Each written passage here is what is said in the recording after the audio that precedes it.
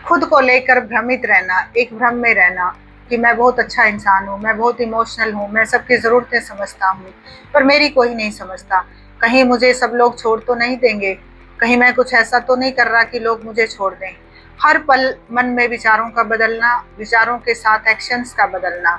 ये ट्रेड्स होते हैं बॉर्डर लाइन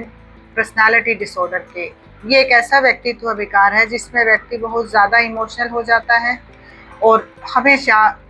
खोए जाने के या फोमो जिसको हम बोलते हैं, उस डर से डरा हुआ रहता है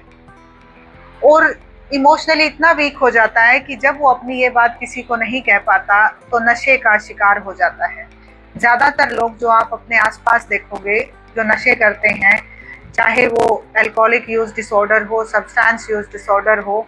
जो भी नशा वो करते हैं, सुल्फा, गांजा, भांग, शराब, बीड़ी, सिगरेट, तंबाकू, गुटखा, स्मोकिंग, अल्कोहल, कुछ भी जो आप अपने आसपास देखते हैं, वो व्यक्ति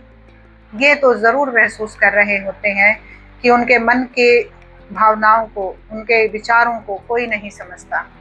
लेकिन उसके पीछे का उनका जो अपना डर है, उसको वो शायद ही देख पाते हैं कि हम ही नहीं कह पाते अपनी ये बात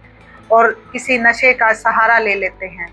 और एक ऐसी गर्त में चले जाते हैं जिससे वापस आना सिर्फ हमारे हाथ में है। और वो जब होगा जब आप अपने मन की बात अपने परिवार को कहोगे, चाहे वो आपके फाइनेंस से रिलेटेड हो, आपके प्रोफेशन से रिलेटेड हो, या सोशल हो या पर्सनल हो, आपके लाइफ के किसी भी डोमेन से रिलेटेड हो, उस प्रॉब्लम को जब तक आप फैमिली को कहेंगे नहीं, तब तक वो नहीं होगा, पॉसिबल ही नहीं होगा और आप नशे में चलते चले जाएंगे और यही कहते रहेंगे कि कोई मुझे समझता नहीं है। तो यहाँ पर समझना आपको भी है कि मुझे शायद समझाना नहीं आता, मुझे शायद कहना नहीं आता,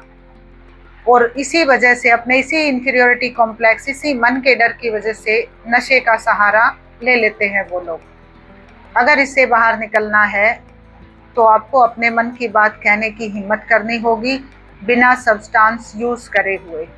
फैमिली को भी ये समझना बहुत ज़रूरी है कि जो लोग शराब पीते हैं उनको काउंसलिंग के लिए एटलीस्ट एक बार तो ज़रूर ले जाए, ताकि उनके मन में अगर कोई भ्रम है इससे संबंधित, वो दूर हो सके। ये भ्रमित मन का ही सबसे बड़ा रोल है बॉर्डर लाइन पर्सनैलिटी डिसऑर्डर में। इसे पहचाने और उन लोगों की मदद करें।